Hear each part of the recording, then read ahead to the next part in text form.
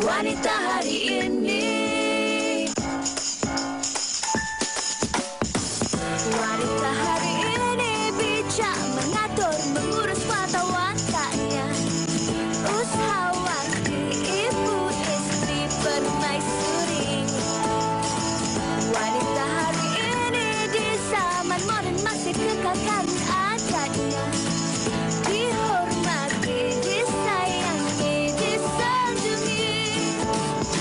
Wanita hari ini. Selamat tengah hari, Happy Monday, kembali bersama kami di WHI 6 hari bulan Mac, hari Isnin. Saya Segita dan Uyaina Arsyad menemani anda sepanjang 1 jam ini. Wow, 6 Mac dah Betul. Itulah rasa macam cepat sangat untuk tahun ini berlalu. Apa-apa pun kami doakan kepada anda semua, semoga apa sahaja yang anda rencanakan dapat dilaksanakan dengan baik. Dan hari ini juga Yana ambil kesempatan ini untuk ucapkan selamat berpuasa kepada anda semua yang berpuasa sunat dalam bulan Syakban, yang mana kurang lebih 2 minggu, 3 minggu kurang. Okay? 23 hari bulan. 23 hari bulan, betul. Kita akan memasuki bulan Ramadan. Semoga kita semua dapat dipanjangkan usia dan dapat untuk kita beribadat dalam bulan Ramadan nanti. Dan adik-adik di rumah masih lagi dalam mood cuti sekolah. Holiday, Ya, masih lagi holiday. Kakak-kakak ni pun dah holiday dah. Sehari tu cukuplah kita pergi sekolah. Betul juga. Tapi kan Yana, saya nak kongsikan manisnya apa yang berlaku pada hari Sabtu. Semalam baru saya upload gambar saya pakai baju uniform tu. Lepas tu rakan sekolah saya yang memang duduk semeja dengan saya tak tahu yang dia memang follow saya kat Instagram. Lepas tu dia komen dan kami orang kata reconnected semula lah. Jejak kasih lah ni. Ya, jadi Ilya kalau awak tengah menonton, hai. Tapi kan saya sukalah bila Sugi post gambar tu kan, betul di hujung tu macam satu watak yang cukup popular ni. Memang samalah Sugi. Dia tengah memandang awak sekarang ni. Siapa yang tak tengok lagi, pergi dah scroll IG saya. Okey, baik. Apa pun untuk hari Isnin ni kami ada satu lagi topik menarik yang kami nak kongsikan bersama dengan anda. Tapi sebelum tu, seperti biasa, di Wanita hari ini kita akan berikan beberapa info dan juga keadaan terkini yang sedang berlaku di Malaysia, khususnya berkaitan dengan bencana alam itu banjir. Betul.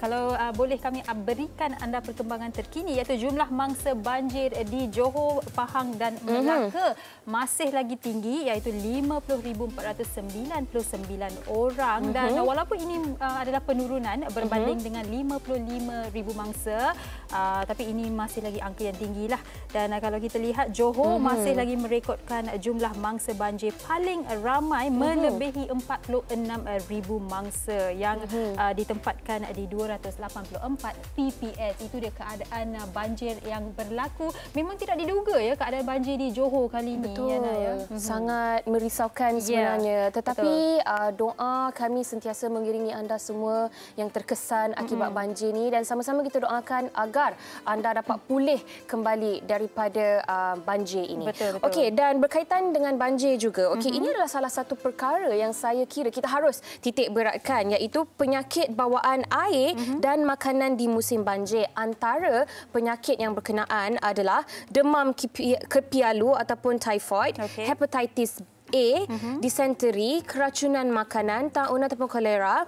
Dan ini yang anda perlu ambil perhatiannya, sekiranya anda ada simptom-simptom ataupun gejala-gejala seperti ini, segera dapatkan rawatan. Antara gejalanya adalah cirit-birit, demam, muntah, sakit perut. Okey, ini antara gejala-gejala yang orang kata perlu anda detek awal, dan kalau ada je terus pergi dapatkan rawatan. Betul. Baik, itu peringatan pada hari Isnin dan juga perkembangan terkini untuk anda. Dan kita nak ke topik kita pada hari ini. Kenapa awak tepuk-tepuk?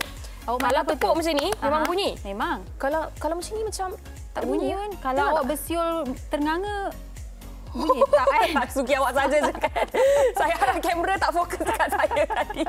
Saya cuba untuk bersiul ternganga tapi tak bunyi. Takkan bunyi punya. Sebab tu biasa orang kata peribahasa bertepuk sebelah tangan tak akan berbunyi, ataupun dalam bahasa Inggeris biasanya it takes two to tango. Betul. Sebab kalau sekarang cuba bagi tangan awak. Kalau saya pukul awak macam ni, okey, awak happy lagi. Tapi kalau saya tumbuk awak, awak marah tak? Marahlah. Apa yang saya buat ni memberikan awak rasa marah tu dan awak akan memberikan reaksi yang mungkin mengganaskan juga.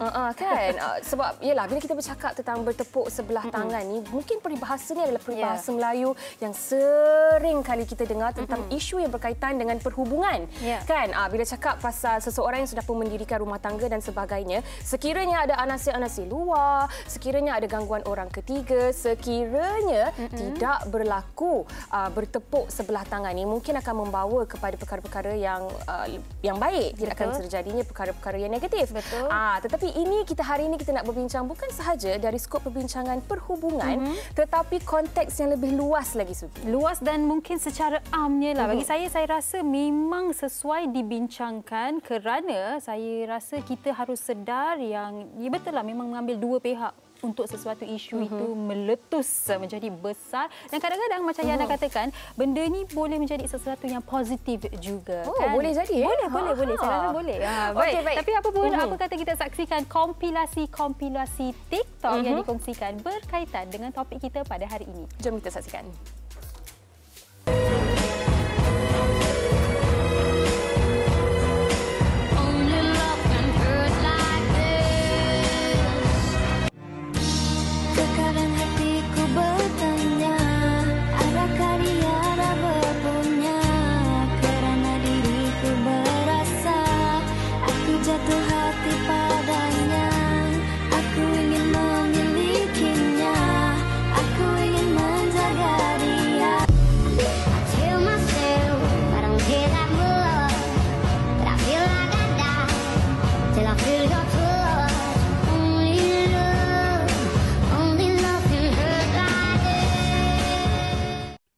Tiga tanda cinta bertepuk sebelah tangan.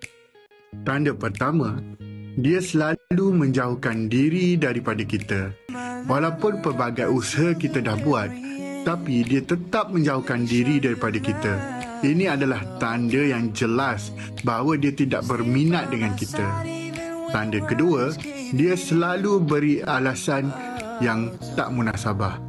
Bila kita dah menunjukkan usaha ke arah perkahwinan, namun dia tidak serius dan kerap memberi alasan, ini adalah tanda yang dia tidak suka pada kita. Sugi, saya suka apa yang dikatakan oleh dalam video terakhir tadi kan. Kalau Sugi sendiri pernah ataupun tidak membiarkan seseorang bertepuk sebelah tangan? Pernah. Saya karakter saya ni, kalau saya tak suka sesuatu, saya takkan layan. Saya jenis yang boleh block segala-galanya. Sebab saya dah pandai membezakan antara respons dengan react. Biasa yang marah secara orang kata cepat dan kita marah itu adalah reaksi kita, react. Tapi kalau kita mengambil masa, tarik nafas, kita tidak react, kita akan respon. Dah macam pakar psikologi. Saya harap jejaka yang pernah dikecewakan oleh Sugi itu dah move on. Saya pandai, saya bina wall kan. Okey, baik, ini yang kita nak bincangkan pada hari ini. Tetapi sebelum tu saya nak baca satu komen oleh penonton paling setia wanita hari ini. Tak lain tak bukan oleh Halijah kita. Okey, Puan Halijah Hanif kita yang berkata, orang ketiga pada dasarnya tetamu tidak akan masuk ke rumah jika tuan rumah tidak membukakan pintu. Ada betul ya apa yang dikatakan oleh Puan Halijah kita ni. Okey, dan kepada anda juga, kalau ada sebarang perkongsian nak bertanya soalan, boleh ajukan terus ke laman Facebook Wanita Hari Ini TV3 dan tinggalkannya di ruangan komen di bawah. Baik, kita akan berhenti berehat seketika, kembali selepas ini di WHI. Jangan ke mana-mana. Cuba lagi sekali pun. Ada bunyi? Ada. Wanita Hari Ini. Wanita Hari Ini. Baik, kembali bersama kami dan Yana. Macam-macam komen sudah pun mula dikongsikan oleh rakan-rakan kita. Saya nak bacakan komen daripada Zahid Paan. Okey, Zahid berkata, orang busuk hati sahaja yang suka jatuhkan orang lain. Dia anggap dia hebat, orang lain lemah. Lepas tu dia sambung lagi komennya, dia sambung, dia kata, setiap orang ada kelebihan dan kelemahannya. Jangan anggap awak noob. Noob maksudnya kurang bijak. Pedulikan kalau ada orang kutuk awak lemah. Wah, dia macam dia nak maksudkannya kepada seseorang saja ya ke Zahid? Itulah tu. Tapi teruskan menghantar komen dan pandangan anda sebab kita sekarang ni nak berkenalan dengan tetamu-tetamu kita yang seorang tu cukup terkenal di Malaysia. Dia lah seorang producer, dia jugalah seorang pelakon, dia jugalah seorang tukang masak. Penyanyi juga kan? Penyanyi juga. Banyak betul yang dia buat. The one and only Michael Ang. Assalamualaikum. Sihat Michael? Sihat Michael? Sihat. Okay. Michael dah bangun Dah bangun dah. Kita bangunkan Michael hari ini. Okey, dan yang bergandingan dengan Michael pada hari ini adalah Encik Fazli Abdul Aziz yang merupakan seorang perunding motivasi. Apa khabar? Baik, sihat alhamdulillah. Juga merupakan seorang penyanyi juga. Boleh lanjut sikit lagu ke? Suatu ketika dahulu. Tapi nak nyanyi sebelah Michael tak boleh lah. Segan. Okey, baik. Topik kita pada hari ini bertepuk sebelah tangan takkan berbunyi. Saya rasa semua orang tahulah peribahasa ini kan. Mungkin saya mulakan dengan Michael sendiri. Okey, Michael, bila dengar topik ini awak rasa macam mana? Bila cakap bertepuk sebelah tangan ni, awak sendiri sebagai individu seorang Michael Ang jenis yang macam mana? Okey, bagi saya bila statement ni yang bertepuk di sebelah tangan takkan berbunyi kan. Selalunya is more pada orang yang suka komplain. Okey, orang yang suka komplain bila mereka atau nak menuduh, and then lagi-lagi dengan Malaysia sekarang tengah tergempar dengan penyondol-penyondol ni lah, salahkan ni, salahkan tu. Tapi mereka tak melihat kesalahan pasangan mereka. Because nothing will happen kalau pasangan dia tak melayan. So sama jugalah. Kalau kau suka seseorang, kalau orang tu tak layan you, memang you tak ke mana. Melainkan kalau you bagi peluang, you melayan. So itulah maksudnya tepuk sebelah tangan takkan berbunyi. So kalau duduk bertepuk, memang bunyi terus lah. Terus berbunyi. Jadi kompang terus. Bukan kompang je. Lion dance. Lion dance terus. Okey, itu satu perspektif dan mungkin boleh saya katakan Michael Ang seperti yang Jana dah katakan tadi, dia jenis yang takkan melayan dengan senang takkan melayan, tapi tepuk sebelah tangan berbunyi itu di banyak konteks. It can be in a lot of things. Betul. You know, dalam perundingan bisnes, dalam ambil rasuah. Kalau tak ada orang yang bagi, tak ada pula orang yang ambil. Betul. Kan? So it's a lot of context. It's not about relationship or about satu benda. It's got to do with our everyday life. Saya suka sangat bila Michael sentuh aspek-aspek lain yang berkaitan dengan topik kita pada hari ini. Sebab kalau kita tengok topik bertepuk sebelah tangan ni, kalau secara generalnya mungkin kita akan terus associate dengan perhubungan ataupun macam yang Michael katakan tadi, isu-isu hangat sekarang ni, penyondol dan sebagainya. Tapi Cik Fazli, mungkin Cik Fazli boleh kongsikan juga dari sudut pandang yang lebih luas, sudut pandang yang lebih besar lagi. Bila kita bercakap tentang bertepuk sebelah tangan ni, angle apa lagi yang perlu kita lihat? Dia bertepuk sebelah tangan ni kalau ikut trend terkini macam main lato-lato lah. Kalau sebelah dia tak bunyi lah kan. Pertama soal hubungan lah. Tapi yang kedua, saya suka melihat, saya nak pecahkan kepada dua. Bertepuk sebelah tangan boleh jadi positif, boleh jadi negatif. Kan? Boleh jadi positif macam disebutkan oleh Michael tadi lah. Maknanya kalau contoh bergaduh. Bergaduh ni kalau seorang tenang, seorang provoke, dia takkan jadi. Kan? Dalam rumah tangga pun kan, kalau isteri membebel, suami tenang, relax kan. Membuatkan isteri lagi marah. Dia marah, tetapi marah itu dia tidak akan membawa kepada pergaduhan yang lebih dahsyat. Cuba bayangkan kalau contoh kalau suami tak diam. Isteri membebel, suami marah. Baling barang dan sebagainya. Terus bertumbuk lah kan. Sampai mati ke dia tu. So saiz lato-lato makin besar lah jadinya. Betul. Okey, maksudnya dia boleh jadi positif bila kita tengok pada sudut-sudut tertentu. Contoh rasuah. Bila ada orang yang memberi dan ada orang sudi menerima, maka dia akan berlaku lah. Tapi kalau tidak ada orang sudi menerima. Cuma saya suka melihat begini, bila kita sebut tentang relationship, bertepuk sebelah tangan, ataupun kita lihat isu-isu sebegini, isu-isu semasa yang berkait dengan rasuah dan sebagainya, ada orang kata, saya sebut istilah curang adalah satu pilihan. Betul. Tapi saya juga nak kata, curang juga berlaku atas dua benda. Pertama, peluang. Yang kedua adalah keadaan. Sebab contoh, keadaan. Bila kita cerita tentang curang, keadaan juga main peranan. Sebab keadaan tu adakah keadaan menolak untuk berlaku curang ataupun keadaan tu menyebabkan dia menarik untuk berlaku curang. Okey. Contoh, berlaku curang di pejabat. Kalau tidak ada isu di rumah, kan katakan ada isu di rumah dengan pasangan sendiri. Sebab kita sebut tentang bertepuk sebelah tangan. Di rumah tak bertepuk dengan pasangan yang halal. Dengan suami sendiri tak bertepuk dengan isteri, tidak bertepuk. Tak berlatur-latur. Tak berlatur-latur kat rumah. Jadi bila di pejabat, ada orang sanggup main bersalatur bersama-sama. So itu juga boleh menyumbang kepada curang. Okey. Boleh Tapi terpulang kepada individu tu. Sebab pilihan dia. Sebab itulah munculnya peribahasa, kalau tepuk sebelah tangan tak akan berbunyi. Betul. You dah tahu you dah kahwin, you dah Kenapa tahu you you nak ada buat benda relationship. Walaupun ada godaan dengan semua tu sebab kepada isteri-isteri kat luar yang suka-suka buka aib suami mereka tu, mereka kena faham. You know, whether you are a good wife or not a good wife, sampai laki you curang, dan laki tu pula tak boleh gunakan, oh because you are not a good wife, that's why I curang. But everyone should know their responsibility. Kalau lelaki tu kau dah kahwin, and then daripada kita ni yang macam beragama Islam, kita ada batas-batas kita. Betul. Okay, bila the minute you bagi orang peluang, the minute you bagi satu ruang untuk orang tu masuk, maknanya you dah satu kaki dah masuk dalam. You dah mula main angin. Dan bila orang dah tepuk tu, berbunyi. Tak, sebab tu saya cerita, dia sebelum pergi kepada keputusan, keadaan tu sendiri memain peranan. So, ada keadaan yang menolak, ada keadaan yang menarik. Sebab kadang-kadang, sebab tu dia pergi kepada yang kedua, peluang. Kadang-kadang dia tak nak, tetapi bila ada peluang, tiba-tiba orang ada sondolan-sondolan berlaku secara kecil-kecilan dulu, disambut. Sebab apa dia melihat peluang. Jadi maka akan berlakulah pelbagai bentuk kecurangan. Sebab tu saya tengok dalam kes yang saya kendalikan. Sebab saya kaunselor rumah tangga.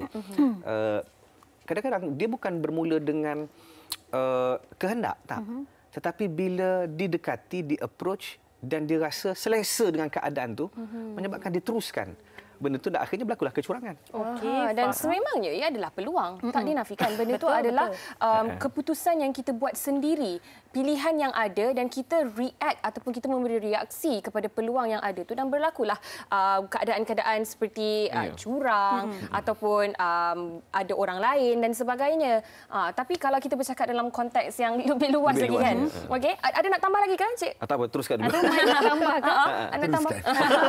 Okey, kalau kita bercakap dalam konteks selain daripada rumah tangga, selain daripada perhubungan, macam yang Michael katakan tadi, rasuah dan sebagainya ni. Dan untuk Michael sendiri sebagai seorang public figure, okey, komen di media sosial ni pun boleh dikatakan bertepuk sebelah tangan ataupun tidak. Contoh, kalau netizen menghujat, netizen ataupun ada setengah individu yang memberikan kata-kata negatif kepada Michael, adakah Michael seorang yang akan respon, okey, ataupun biarkan ianya bertepuk sebelah tangan dan bagaikan angin lalu? Okey, kalau sebagai katakan you actually bukan selebriti je lah, orang biasa juga. Kalau post sesuatu, you kena tahu your responsibility apa yang you postkan. Okey.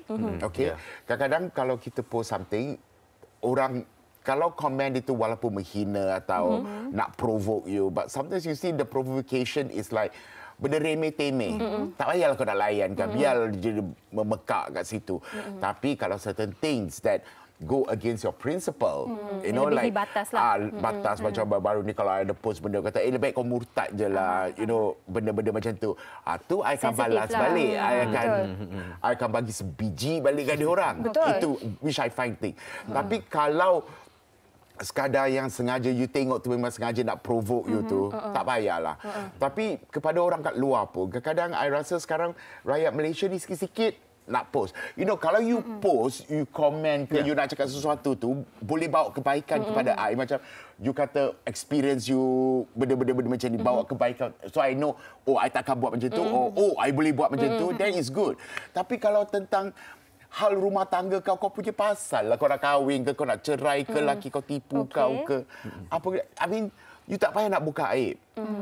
Kenapa you nak buka aib about your own dirty laundry, you punya perhubungan to the public. Betul.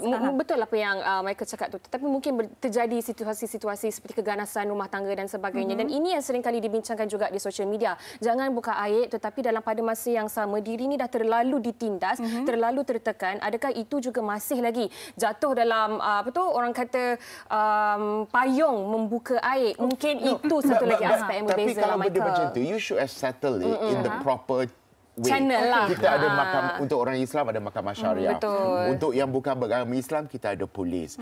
Korang kena fikir tahu, dalam media sosial ni, it will be forever there. Betul. You tak boleh delete. Tak boleh nak tarik apatah lagi kan. Orang yang suka screenshot tu kan. Then what you think will affect your kids? Okey. Tapi kan kalau saya nak tambah soalan ni, saya nak tanya Encik Fazli. Macam Michael katakan betul, boleh orang kata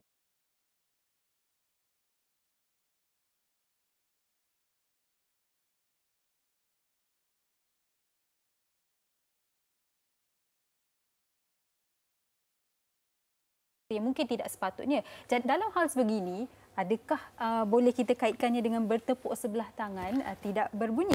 Dia okey. Saya tertarik bila Michael sebut tadi adalah bila kita post sesuatu adalah tanggungjawab kita. Kita bertanggungjawab atas setiap post yang kita buat. Betul. Kesan positif atau negatif Okey. kan. Contoh bila kita cerita pasal hal rumah tangga kita di situ kan. Pertama orang yang komen. Pertama adalah apa niat kita. Satu, apa yang kita harapkan daripada post tersebut. Kan? Maksudnya orang sokong kita. Tapi kita kena ingat yang datang menyokong akan datang bersama juga adalah orang yang membenci, orang yang tak suka. Kan? Satu. Kemudian bila kita post, kita mendedahkan kelemahan pasangan. Okey. Adakah pasangan akan berdiam diri? Adakah tidak ada orang yang akan buka kita punya aib kita pula? So dia akan jadi peperangan yang tidak berkesudahan. Betul. Dan kesan dia berpanjangan. Ya, but orang yang komen tu pun ada macam-macam niat kan? Bukan macam niat, you pun kena faham apa niat orang yang post tu.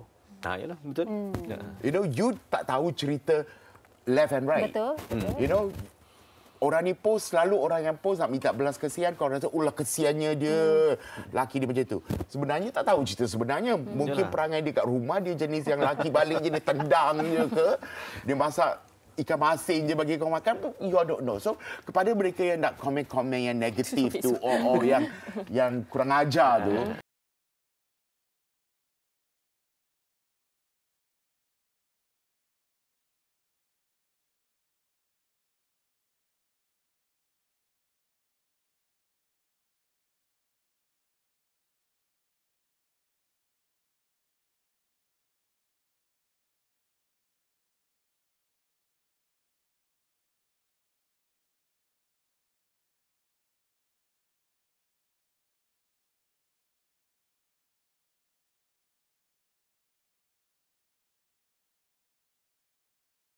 Bukan saja hal rumah tangga, orang makan kat restoran mahal pun dia komen juga, dia upload kat social Ya, media. macam baru tu. Cara untuk meluahkan perasaan mereka. Macam baru tu, ada orang komen kata tak tahu apa maksud dia, tak nak orang pergi kedai tu ke apa.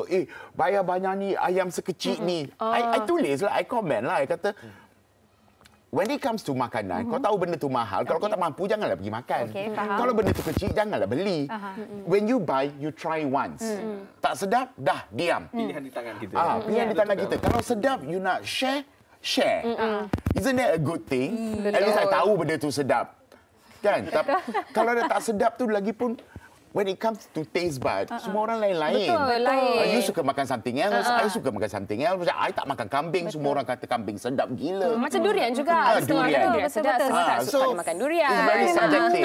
Dan sangat-sangat subjektif. Dan saya rasa Yana, pastinya topik ini akan lebih hangat. Tapi apa kata, kita dengarkan juga pandangan orang ramai berkaitan dengan topik kita pada hari ini. Oh, you tak makan kambing Mike? Kambing bang.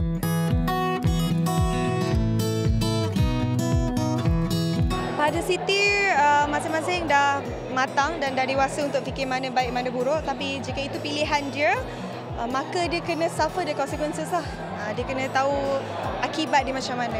Jadi bertepuk sebelah tangan tu ke bertepuk dua tangan tu ke, you kena terima akibat dia sendiri. Bagi Puteri, memang takkan berbunyi lah. Sebab kalau kita tak melayan, tak akan terjadi apa-apa. Tapi kalau kita layan, kita teruskan sesuatu perkara itu, tak ada masalah kalau kita betul-betul masing-masing suka sama suka ataupun kita tak ada terikat dengan sesiapa. Pendapat saya betul lah, bertepuk sebelah tangan tak akan bunyi. Kalau bertepuk kedua-dua belah tangan memang menjadi lah. But for me, kalau kawan saya menghadapi masalah itu, I'm the one yang akan advise apa yang terbaik, apa yang tidak. Sebab kalau boleh benda yang tidak baik ni kita elakkanlah sebagai kawan. Of course, kita nak the best for our friends, right? Yelah, it takes two to tango. a very sensitive satu subjek yang agak sensitif kan. When it comes to who to blame who juga kan, kena tengok daripada banyak faktor dan segi lah kan. So of course being dalam satu situasi daripada pihak wanita, perasaan pecah hati tu, it's definitely going to break us many times. Okey, kalau bertepuk sebelah tangan takkan bunyi, itu memang betul lah. So maksudnya kalau tak ada dua hala punya komunikasi atau relationship, memang benda tu tak akan terjadi. Jadi bagi saya tu memang benda tu memang sangat betul. Kalau kita kata seorang sahaja yang melakukan interaksi tapi orang tu tidak membalas, of course takkan ada tindak balas susulan kecuali kalau dua-dua ada interaksi bersama. Dia sebenarnya hormat, respect. So kena ada respect each other. Walaupun mungkin dan komunikasi. Kalau you tak ada rasa macam mungkin dah tak ada persefahaman, mungkin ada perselisihan faham. Baik, itu pandangan mereka. Ini pandangan Rokiah Syafi. Dia kata Michael Ang, exactly true. Setuju pendapat dengan Michael Ang. Yat Baharom berkata, stop blaming penyondol or third party. Nothing lasts and permanent in this world. Nothing belong to us. Bila wanita atau lelaki anggap he or she is theirs, tu yang terlalu luka. Pasal dia kata leave it all to Tuhan lah.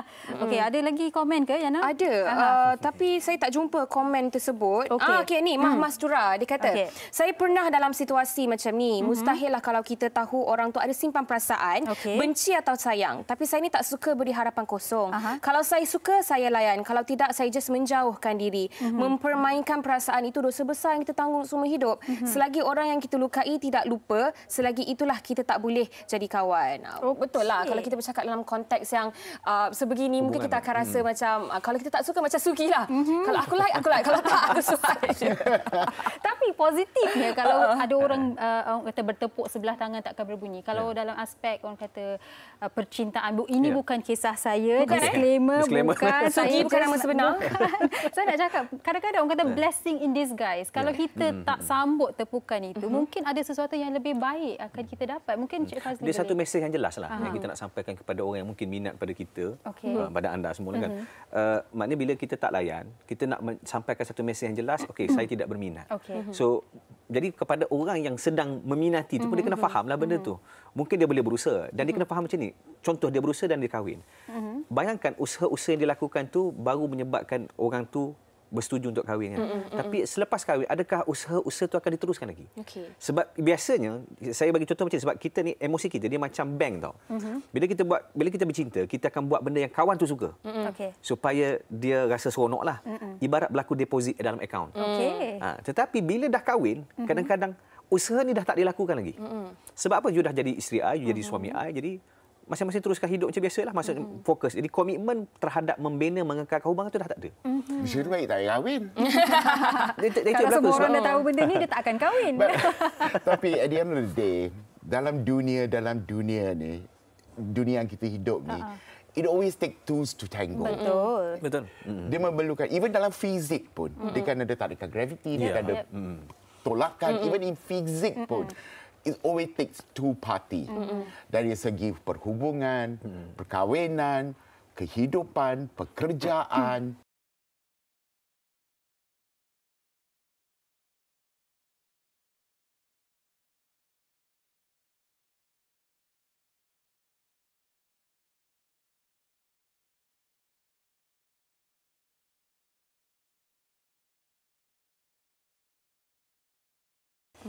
Well, Michael. You know what I mean? Tapi saya dah nak cakap mungkin it's about time kita jangan menyalahkan pihak wanita dalam aspek begini. Dan ini mungkin topik untuk kita bincangkan. Bukan wanita. Even wanita or lelaki. It's always work both ways.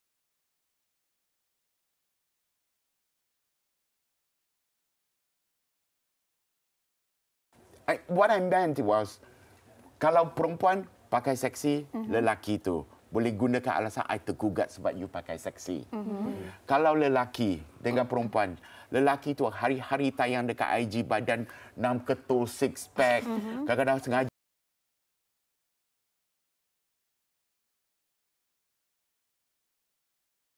You are giving. So maksud Michael, ruang itu dibuka lah. Ya, ruang itu dibuka. Saya cerita pasal peluang juga.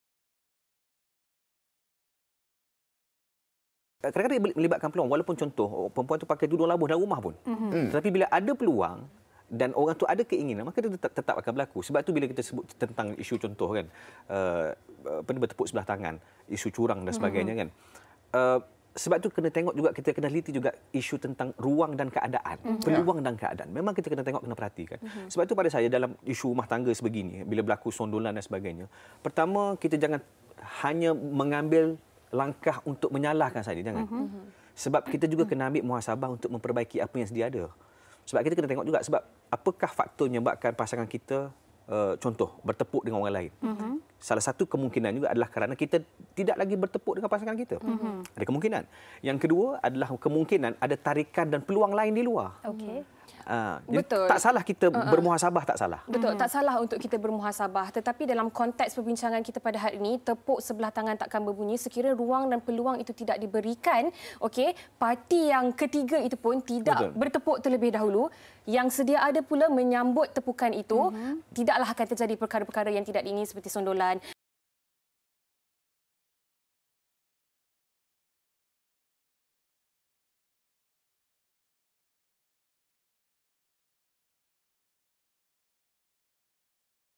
Then you start to dance. Then bila ada orang tu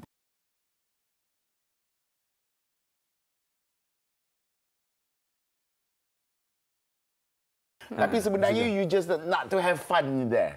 Dan bila dah keluar daripada disco tu, when you are back to yourself,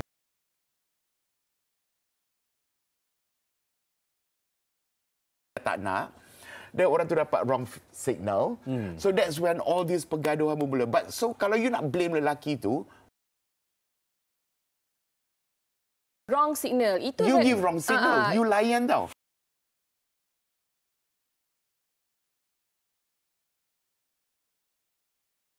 Bila orang kata, aku tak minat kau.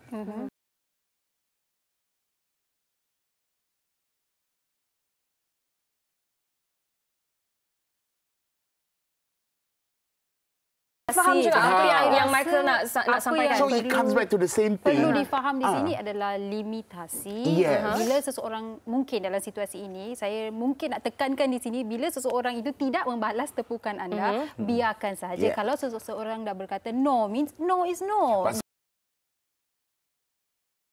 Tapi saya rasakan dalam konteks perbincangan hari ini, mungkin kalau yang jenayah-jenayah yang lebih berat itu tidak adil untuk kita menyalahkan orang lain. Tetapi refleksinya adalah kepada diri kita sebagai pelaku itu sendiri tanpa perlu menuding jari kepada orang lain. Tapi saya nak baca komen ni dahulu. Yana kata Mia Mustafa, komunikasi itu penting dalam hubungan. Kalau dah ada pasangan, jangan melayan. Tapi ada juga lelaki yang mengaku single padahal dah ada pasangan. Perempuan tu pun tertipu menyangka lelaki itu single. Ini kisah tipah tertipu. Okey, ini berkaitan dengan soalan yang saya nak tanya kepada Encik Fazli. Sekiranya kita tahu kita dah berada dalam situasi bertepuk sebelah tangan tak berbunyi, kita adalah parti ataupun individu yang tepukan ini itu tidak dibalas. Apa sebenarnya yang kita boleh lakukan? Sebab kadang-kadang bila berlaku situasi macam ini, kita rasa macam perlu ataupun kita teruskan, berharap meneruskan usaha dan sebagainya, ataupun kita perlu sedar diri. Kita kena tengok jugalah berapa banyak usaha yang kita dah buat, berapa lama kita dah lakukan, dan kita kena nilai baliklah. Dan sebenarnya penting untuk kita terima hakikat dan keadaan. Kalau signal itu dah sangat jelas, so kita kena belajar menerima keadaan bahawa kita memang ditolak. Tidak ada apa yang menyakitkan. Pada saya macam ni, tak rugi apa apabila kena tolak. Sebab apa? Sebab isunya bukan sekarang, tapi pada masa akan datang. Sebab kalau dia terima kita dalam keadaan dia pun serba salah, kita juga tidak akan dapat menikmati hubungan itu sendiri dalam keadaan kita dia pun menerima kita sebahagian saja. So sebab itu dalam hubungan dia perlukan dua-dua. Sama juga. Jadi sebab itu bila kita betul-betul dah rasa kita dah jelas signalnya kita ditolak dan sebagainya, move on. Cari orang lain. Cari kebahagiaan kita sendiri. Jangan letakkan kebahagiaan kita semata-mata kerana orang dia. Cari kebahagiaan kita dan sendiri. Dan untuk yang Sugi punya, yang Mia perkongsikan itu kan, sekiranya dah tahu individu tersebut menipu dan sebagainya, angkat kaki sis. Jangan tunggu lagi sis. Tapi manusia bukan selurus tu. Betul.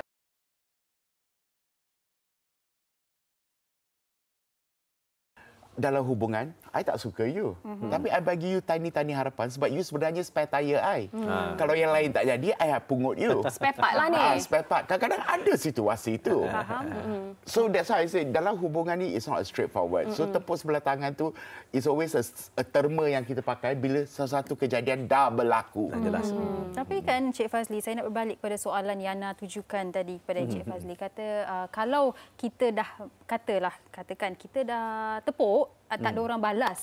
Okey, mungkin bagi kita yang mungkin dah sedar, kita dah mengambil satu langkah ke belakang. Tapi ada orang bila dia tepuk, tak ada orang balas, dia lagi marah. Dia akan teruskan menepuk. Dia akan terus menepuk lagi. sehingga orang yang parti yang kedua itu dia balas tepukan itu. Tapi mungkin di sini Cik Fazli boleh memberikan sedikit tips lah. Bagaimana kalau kita ni jenis yang suka balas dendam ke, suka yang kalau kita tepuk ni kita nak orang tepuk balik. Maknanya isu lagi bukan ikhlas bagi pada hubungan, tapi isunya adalah sekarang secara am.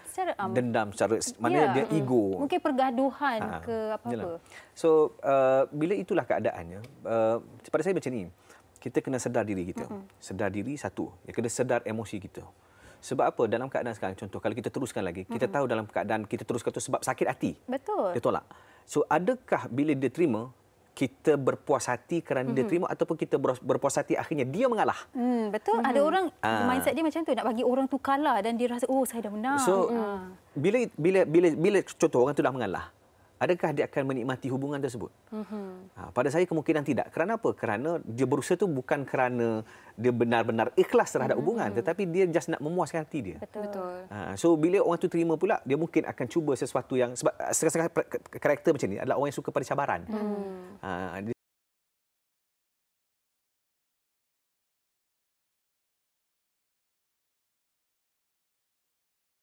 Keseronokan tu bukan pada hubungan, tapi keseronokan tu adalah pada cabaran. So sebab itu pada saya, bila kita buat sesuatu, kita kena jelas niat kita apa dia. Kalau kita betul-betul ikhlas nak pada hubungan, maknanya kalau dah tak bertepuk, kita binalah hubungan lain. Carilah orang yang ikhlas menerima kita seadanya. Sebab kita akan jadi hubungan rumah tangga contohnya, tak akan sejahtera, tak akan aman, tak akan kita dapat nikmati kalau hanya kita berusaha. Betul. Kalau situasi macam tu, bukan bermaksud kalau you kata tadi, dia tepuk, orang tu tak balas, tapi akhirnya dia tepuk. So isn't that why the saying is out? Tepuk sebenarnya tak akan berbunyi kalau dua orang bertepuk baru ada bunyi, kan? Betul. So maknanya, even though that person akan, ada orang yes macam kata apa ni, mereka akan cuba sampai dia dapat. But if you tak bagi peluang at the end of the day, yang cuba tu pun akan give up. Betul. You know, akan give up. Betul. Kalau you tak bagi dia satu peluang pun, dia akan give up. Tapi kalau you start bagi macam bagi tiny okeylah, bolehlah pergi jumpa. Orang ni akan berterusan. Betul. Dan ini sebenarnya saya rasa konklusi terbaik oleh Michael Ang untuk topik kita. Sebab saya rasa kalau sekiranya anda sentiasa memberikan harapan sekecil-kecil sekalipun, perkara ini akan berlarutan. Dan yang mula-mulanya bertepuk sebelah tangan itu tidak bersahutan, tidak berbunyi, lama-lama dia akan juga berbunyi. Jadi untuk Cik Fazli, seringkasnya apa yang boleh kita simpulkan tentang topik kita dari aspek yang kita dah bincangkan yang tidak tertumpu hanya kepada perhubungan sahaja? Pada saya, be assertive lah. Be assertive. Jangan bagi wrong signal. Jangan bagi signal yang salah. Kalau kita tak nak, cakap tak nak. Ataupun jangan bagi signal langsung kalau tak nak. Tapi jangan bagi signal langsung. Lagi jelas, kita bagi signal yang lebih jelas. Saya tidak berminat, saya tak mau. Contoh, sama ada orang bagi rasuah dan sebagainya. Kalau kita berterus terang, minta maaf, saya tak ambil rasuah, benda ni haram, saya tak akan ambil. So, orang yang akan hulu, kali pertama hulu dah dapat signal yang sangat jelas, adakah dia akan berani hulu kali kedua? Taklah. Sebab itu pada saya, be assertive, jelaskan apa yang kita voice out lah dalam bahasa yang mudah kan. So bila signal tu jelas, insya-Allah semuanya akan jelaslah. Dan dalam bahasa Inggeris biasa orang kata you should know when to put the full stop. Kalau kita tak layan memang dia akan tepuk sendiri je kan. Yalah, dia tepuk dinding lah dia lah. Respon di social media ke, kalau pergi pasar pun kalau marah dengan acik yang jual ikan tu pun kalau anda tak balas memang dia diam je. Tak beli tak apalah, biarlah. Betul lagi Pak, kita ucapkan terima kasih kepada Michael Ang, terima kasih kepada Encik Fazli dan Aziz atas perkongsian pada hari ini. Apa yang baik kita jadikan sebagai tauladan, apa yang buruk kita jadikan sebagai sempadan. Baik, kita akan berhenti berehat seketika, kembali selepas ini dengan sesuatu yang cukup menarik. Ada improv lagi tak hari ini? Betul. Awak dah bersedia? Sudah. Awak dah bersedia? Dah. Ada cabaran ke? Tak tahu. Kita tengok kembali selepas ini Wanita hari ini. Wanita hari ini. Wanita hari ini. Bersama kami di Wanita hari ini dan seperti yang telah dijanjikan, wah, ada harga ke? Ini bukan air tau, saya risau tau. Oh, okay. Hari ini kami nak membawakan kepada anda tentang craft resin hiasan yang cukup cantik. Apa yang Sugi pengantar ini adalah antara hasil yang telah dibuat oleh tetamu kita pada hari ini, iaitu Cik Farisa Balkis Salim Khan dari Palette Peta. Apa khabar? Alhamdulillah, baik. Terima kasih sebab sudi bersama dengan kita kat Wanita hari ini. Sama-sama. Okey, Cik Farisa, semua yang ada di hadapan ni sangat-sangat cantik. Okey, tapi kami nak tahu dululah. Bila awak start membuat resin art ni? Alright. Saya start venture dalam bisnes resin ni around 2 years back. Oh, 2 years. Ya, saya start ni pun because saja-saja je pada awalnya as a hobby. Kemudian start jual di IG sendiri as saja. And then dapat feedback and then start buat TikTok. Dari TikTok itulah dapat main sumber. And then terus kembangkanlah. Hebat anak muda, hebat. Okey, baik. Mungkin untuk saya secara peribadi pun, saya pernah tengok macam mana resin ni dibuat tapi saya tak ingat. Jadi, mungkin Cik Balkis boleh kongsikan apa antara bahan-bahan yang diperlukan, macam mana kita nak mula buat dan sebagainya. Alright. So, kalau as a starter, the main thing is resin lah. So, bila kita order resin ni, kita akan dapat satu set, which is liquid resin and also hardener dia. And then we need penimbang, lepas tu mold, cup, stick, and also glove. This is like the basics thing lah. Yang ni bunga betul eh? Betul. Preserved flowers. Preserved flowers. Kalau boleh tunjuk sedikit. Bau dia sedap Yana sebab dia bunga yang actual kan. Okey, mungkin boleh tunjukkan apa yang nak dikongsikan hari ini. Ada demo hari ini untuk penonton dan kami semua. Okey, sambil bersembang tu sambil. Bau dia kuat Betul, bau resin ni kuat, which is why kena pakai mask. Tapi kalau like you want to do in a house, kalau macam very small stuff, still okay lah. Tapi kalau macam nak buat besar-besaran, recommended to pakai 3M punya mask, respiratory mask. Jadi sesuai tak kalau nak buat bersama dengan anak-anak sebab bau dia kuat dan memerlukan kalau as saja-saja hobi tu boleh. Tapi kalau you betul-betul nak jual production dan elakkan lah.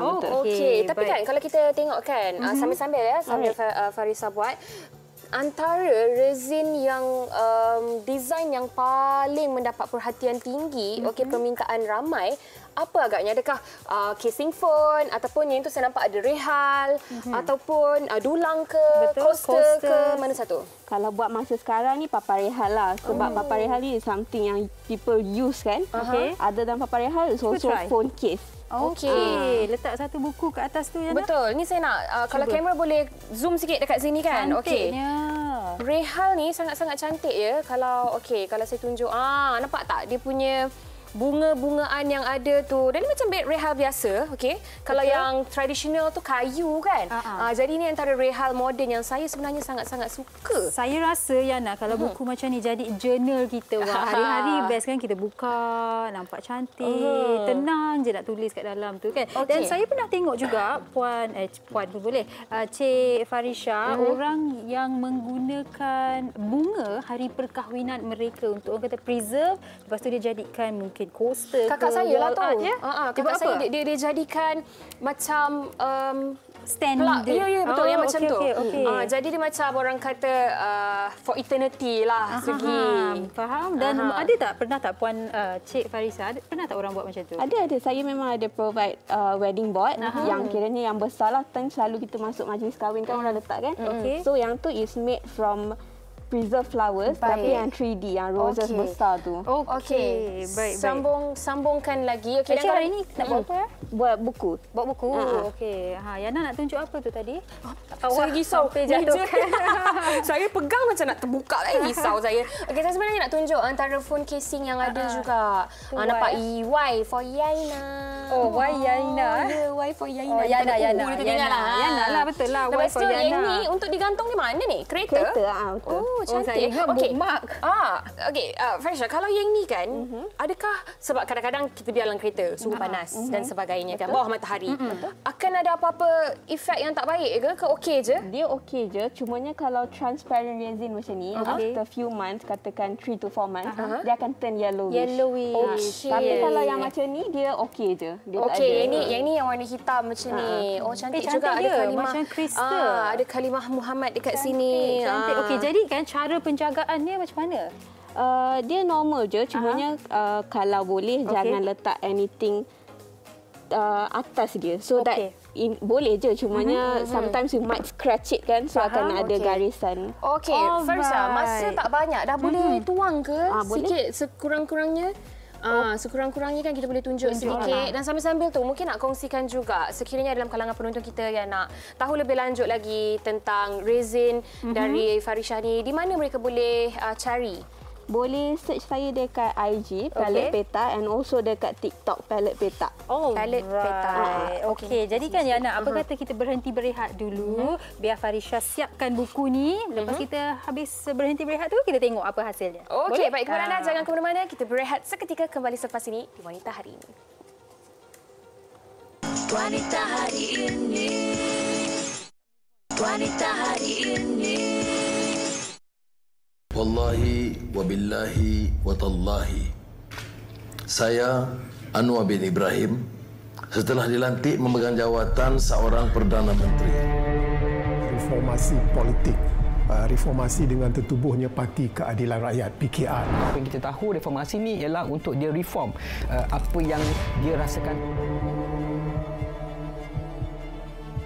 Yang termasuk pun adalah satu reformasi dalam diri kita. Pemikiran, contohnya akhlak. Saya sangat bangga yang usaha Datuk Seri bertahun-tahun akhirnya mendapat pengiktirafan.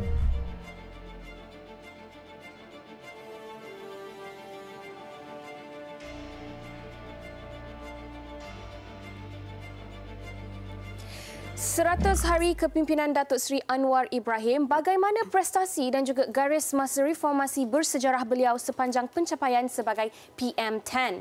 Saksikan sebuah dokumentari eksklusif terbitan Bulletin FM bertajuk Anwar Ibrahim 100 Hari bermula 8 Mac 2023 di YouTube Bulletin TV. Bolehlah saksikan antara pencapaian dan juga reformasi yang dilakukan oleh Perdana Menteri kita. Okey, baik Yana, dah siap pun Farisha. Apa orang kata buku yang dihasilkan, tapi belum keras lagi lah. Dia memerlukan 24 jam ya Farisha. 24 ke 48 jam ya? Ya, betul. Okey. Dia tekan macam tu. So that dia masuk ke dalam. Faham. Saya nak tolong tapi saya tak ada glove, jadi saya tak naklah rosak. Saya nak tolong tapi saya tak berseni kan rosak kan benda tu. Okey, jadi hasilnya lepas dah kering, dah siapkan jadi buku macam yang kat depan tu lah ya Farisha. Okey. Cantik. Farisha, sekali lagi mungkin boleh kongsikan laman sesawang, social media sekiranya ada. Alright, so IG saya palette.petak, sama juga TikTok pun palette.petak. Biasanya kalau order through IG lah. Okey, baik. Okey, baik. Farisha, terima kasih banyak-banyak. Selamat maju jaya, semakin dapat menghasilkan banyak lagi resin-resin yang cantik-cantik. Baik, lepas ni saya bersiaran, saya nak bersiaran macam ni, nak baca komen-komen anda macam ni. Apa pun sampai di sini sahaja siaran hari Isnin hari ini. Saya nak cakap sikitlah Yana kan, banyak komen yang dikongsikan. Saya rasa bertepuk sebelah tangan tu anda harus bijak bila harus anda tepuk, balas tepukan itu, dan bila harus anda elakkan dan ignore tepukan itu. Betul. Terima kasih kepada anda yang menonton kita pada hari ini. Esok Wanita Hari Ini akan kembali. Biasalah kalau hari Selasa kita akan bawa demo masakan. Ini antara masakan ataupun bahan yang akan membuatkan ramai orang kecoh air liur. Tapi ada orang tak suka makan benda ni. Ada orang kata baunya pun tak boleh juga. Iaitu ikan masin. Awak suka ikan masin? Kalau suka, ayo kongsikan apa antara menu ikan masin kegemaran anda di laman Facebook Wanita Hari Ini TV3. Jangan lupa juga untuk follow kami di akaun Instagram, TikTok, Facebook Wanita Hari Ini TV3. Baik, sampai di sini sahaja. Terima kasih. Jaga diri. Bye-bye. Stay safe semua. Bye. Okey, sambung lagi. Masa kini dia penyambung warisan Sri Kandi dia. Lemah lembut, baik budi pekerti, tapi cekal hati dia tabah berani pendidik. Puteri dalam hal jati diri dia, permaisuri kepada si suami, kepada anaknya dia ratu di hati. Tunggak keluarga, kalau bukan dia siapa lagi? Wanita hari ini bijak mengatur, mengurus mata wantanya. Usahawati, ibu istri, permaisuri. Wanita hari ini di zaman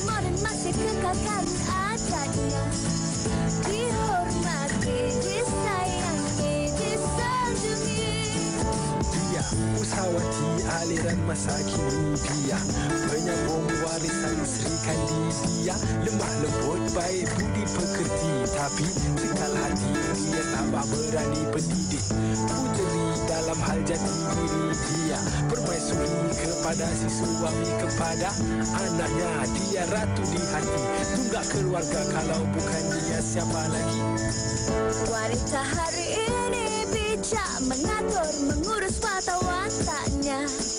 Usahawati, ibu istri permaisuri. Wanita hari ini di zaman modern masih kekalkan